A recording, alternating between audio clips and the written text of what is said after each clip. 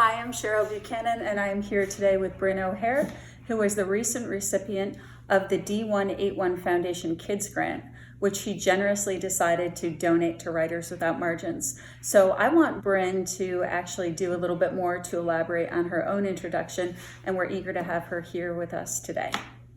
Thank you for that kind introduction, Cheryl. My name is Brynne O'Hare, and I am a rising 7th grader from Chicago, Illinois, and I'm also a writer.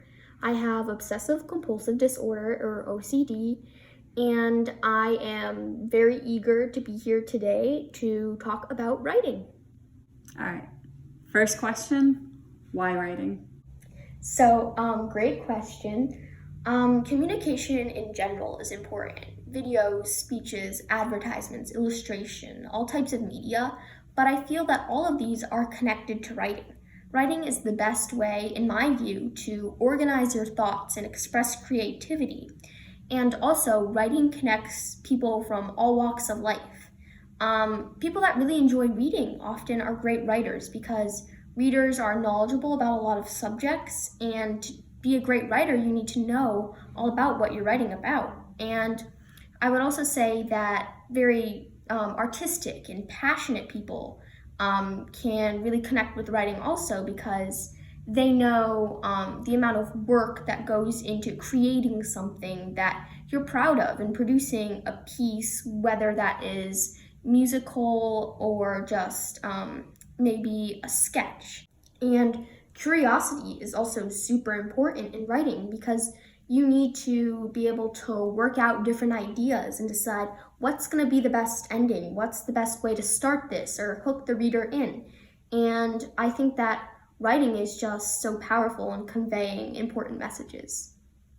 So much of what you're talking about, Brynne, really is about the universal utility of writing and how it works for so many people, however they might define or identify themselves. And now I want to hear from you a little bit about how you feel writing has been useful for you dealing with or coping with or confronting issues with anxiety specifically.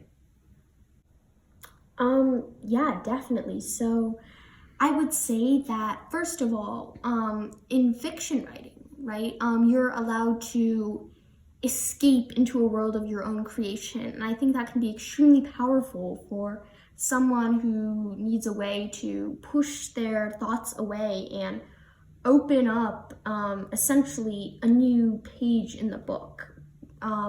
Basically just start in a fresh world.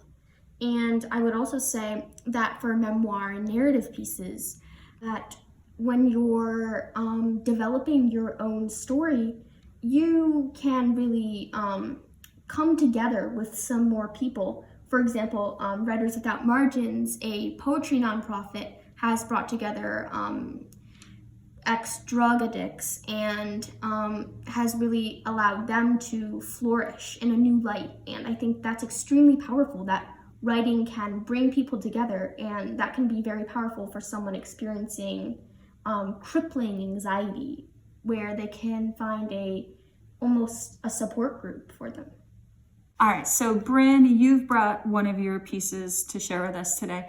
And if I remember correctly, this was a response to one of our weekly writing prompts, specifically write a letter to a place and write a letter of a certain sort. And this was your breakup letter during the pandemic to Siesta Key because you weren't able to be there. Yes, so this is Siesta Key Beach. Time for a siesta on your flower dunes. Listen to the conch shell blowers' tunes. Watch the crystal waves crash and the gleeful tots splash. Siesta Key, you're the only place I want to be. Sitting under a giant palm tree, I reach through my memories and I can't imagine a day where I don't think of how I long for you. But that's also why I resent your endless ocean of sapphire blue. When Chicago winter clouds the sun and bites skin raw, I dream of your salty, sweaty thaw. And it's merely my trick to get through 5 months of endless frost, because I know that if I think I can run away from the chilled terror, I'm lost. So you loom in the back of my mind as a little joke, only there as a distraction like mirrors and smoke, because it's really not you, it's me. And the final straw, was reality. I hope that we can be friends and this is not the end. Coming back to you is what I intend, but it's so hard to get through to you when we're miles apart. But just know you'll always be in my heart.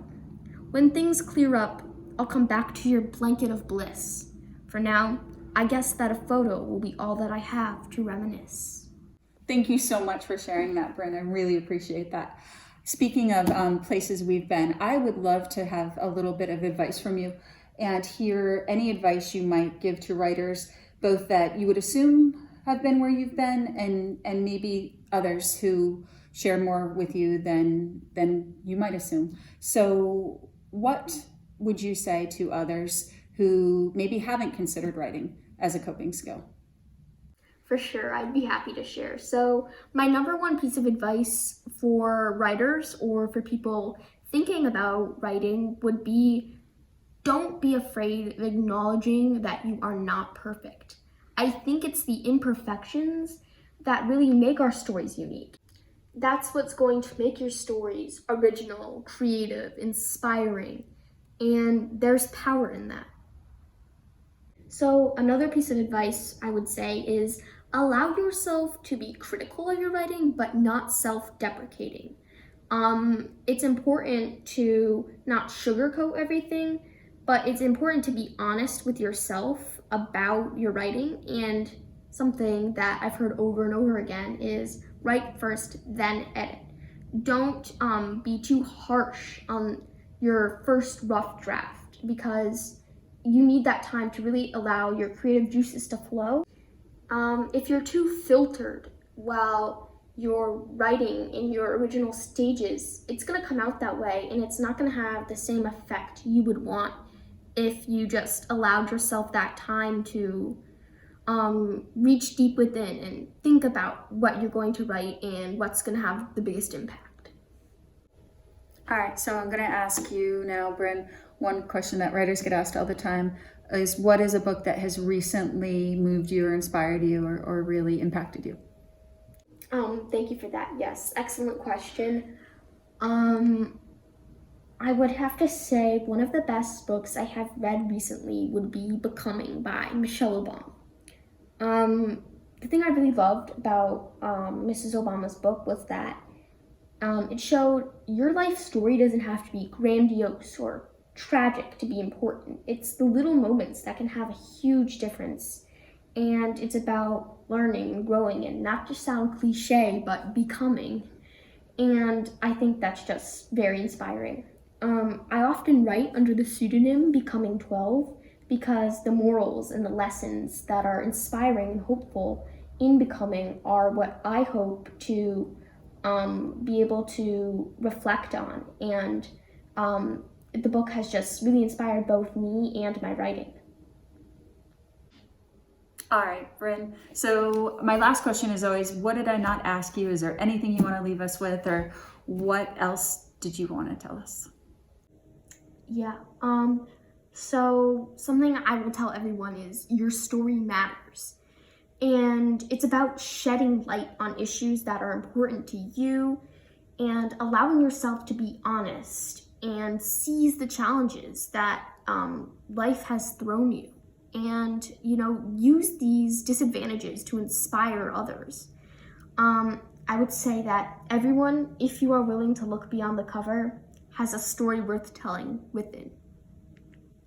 Thank you so much for being here today, Brynne. Thank you for your time. Thank you for your honesty, your courage, for your sharing your reading and your thoughts. You have such a future in front of you. Just keep doing what you're doing. Thank you also for your donation. I don't know if I even said that. Thank you for your support of our writers. Thank you all for listening and for being here as well. We'll have more authors soon. Thank you, Cheryl. It's truly been a pleasure.